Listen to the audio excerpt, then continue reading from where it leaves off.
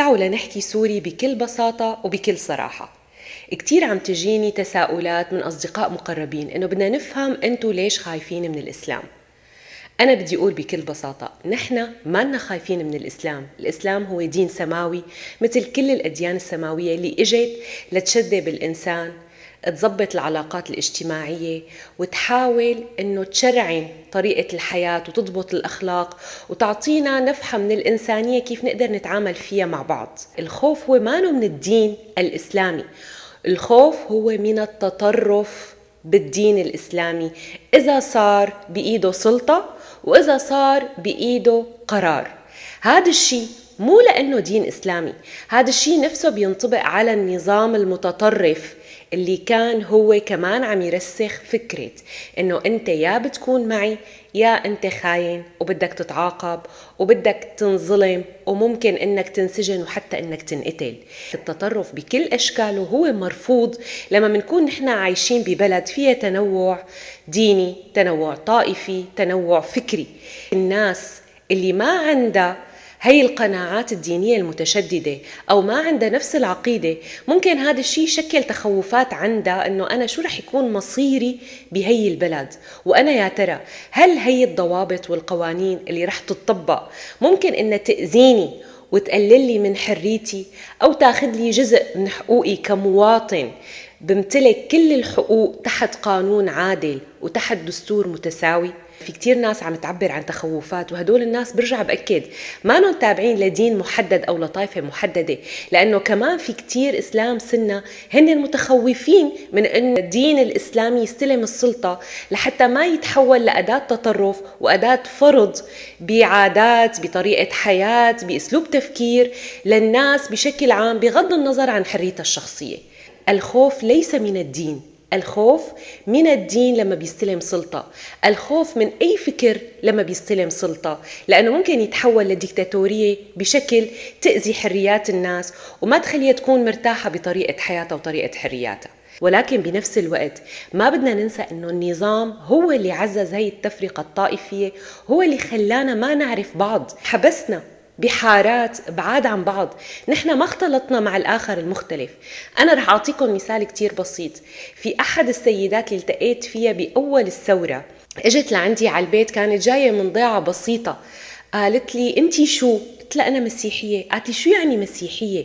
هي الست كانت عايشة بمنطقة ما بتعرف إنه بهذا البلد في شيء آخر مختلف عنا بالدين. ما تلوموا الناس إذا ما كانت عم تعرف إنه في آخر، ما تلوموا الناس إذا كانت خايفة من هذا الآخر، لأنه النظام بكل تصرفاته من أول ما استلم الحكم من 54 سنة وتحت شعار العلمانية، واللي أثبتت إنه هي كانت كذبة كتير كبيرة بتاريخ المواطنة تبعنا، هو عزز الفكر الطائفي وعزز الخوف من الآخر. نحن بدنا نمد إيدينا لبعض، بدنا نبلش نتعرف على بعض بطريقة فيها انفتاح وفيها تقبل، بدنا نستوعب تخوفات الآخر. والشيء اللي عم يصير هلأ واللي يشهد له ويعترف به إنه فعلا القيادة اللي استلمت وصلتنا لأنه تقلع هذا النظام، وهلأ هن عم يحاولوا يعملوا حكومة انتقالية وعم يبعثوا تطمينات لكل أطياف الشعب السوري إنه أنتم ما تخافوا منا إذا أنتم فاكرين إنه نحن متطرفين أو طائفيين. ولكن بنفس الوقت ما فينا ننكر إنه الطرف الثاني عنده خوف، لأنه اللي عاش القمع 54 سنة أكيد رح يضل خايف من فكرة الآخر وشو بده يعمل لي. النظام زرع براسنا فكرة إنه اللي بده يجي بعدي بده يقتلكم وبده يذبحكم وبده ينهيكم وبده يصادر حرياتكم. هذا الفكر 54 سنة عم ينشغل عليه، ما فينا نروحه هيك. لذلك كلنا بدنا نشتغل مع بعض لنريح الناس ونطمنها بدولة تحترم حقوق الإنسان، تحترم حريته شو ما كانت تكون. أنا طريقة حياتي هي حريتي واختياري، هي قراري الشخصي، ما بحق لأي إنسان يفرض علي قناعاته. والحامي والضامن الوحيد لهي الحريات هي القانون العادل والدستور اللي بيساوي الناس كلها بالحقوق والواجبات. وبعيد وبأكد ما في شيء رح يرجع يبني هي البلد ويحقق شعور المواطنة وشعور الراحة والتقبل غير القانون والدستور، وبالتالي الانتخابات الحرة اللي بتوصل الإنسان اللي الشعب هو بده إياه والنظام اللي هو اختاره لأنه يقوده. كل الأطراف الثانية بدها تقبل بهذا النظام وبهذا الرئيس المنتخب اللي جابه الشعب. وإذا نحن كان هذا الشيء ضد قناعاتنا حاليا، معناتها هي إشارة إنه نحن لازم نشتغل ونطور الفكر اللي نحن بنقتنع فيه واللي نحن بدنا إياه إنه يسيطر على البلد، ونحاول إنه بالمراحل الجاية نحن اللي نكسب الجولات. خلينا نكون كتير منطقيين، نستوعب هاي التخوفات وما نحط راسنا مثل النعامة بالرمل ونعمل حالنا إنه ما في شيء والحياة وردية وما دخلنا بشيء. بالعكس، لازم نعرف المشكلة بحقيقتها بمسمياتها الواضحة ونحكي بكل صراحة بدون خوف لنقدر نوصل لسوريا المواطنة، سوريا اللي كل الناس فيها متساوية بالحقوق والواجبات، واللي ما عاد فيها لا أقليات ولا أطياف ولا أديان. لذلك اعترفوا بالمشكلة وحكوا فيها بكل صراحة.